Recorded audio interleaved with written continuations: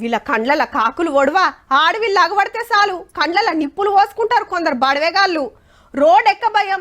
బడికి పోయినా గుడికి పోయినా దుఃఖం పోయినా ట్యూషన్కి పోయినా దోస్తుల ఇండ్లకు పోయినా ఇంకేడికి పోయినా ఇంటికి మళ్ళీ వచ్చేదాకా నమ్మిక లేకుంటుంది.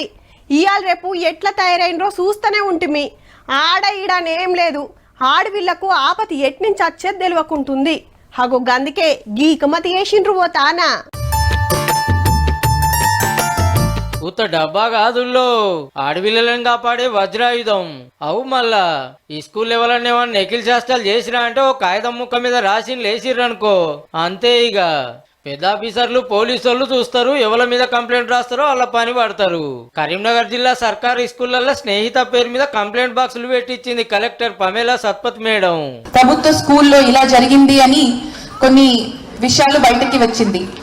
అమ్మాయిలతో ఇట్లా లైంగిక వేధింపు జరుగుతుంది అని ఒక విషయం మనకి వస్తే ఒక బల్లెనే కాదు వచ్చిపోయే తొవ్వలైనా ఇంటికన్నైనా ఎవరైనా కష్టపెడితే ఇలా రాసేస్తారంటే అయిపోయాయి.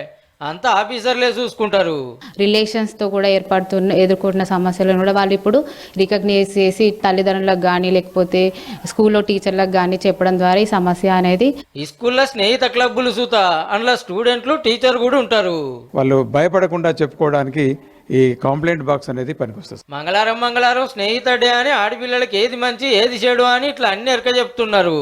ఈ స్నేహిత ప్రోగ్రామ్ కండక్ట్ చేయడం ద్వారా child abuse, self education, self defence, good touch bad touch గురించి తెలుసుకున్నాను. మీకు ఎప్పుడైనా ఇబ్బందిగా అనిపిస్తే మాకు చెప్పాలి. అది కూడా మాకు చెప్పలే అనుకుంటే చీటీ రాసి అందులో వేసేయండి, మీకేం ప్రాబ్లం లేదు మేము ఉన్నాం అని చెప్పారు సార్. టీచర్స్, సార్స్ అందరూ మంచిగానే ఉన్నారు కాబట్టి మేము వాళ్ళకి చెప్పుకోగలుగుతాం. కానీ వేరే వేరే స్కూళ్ళల్లో కానీ ఎక్కడైనా చెప్పుకోలేని వాళ్ళు ఉంటే మాత్రం ఇది మాత్రం బెస్ట్.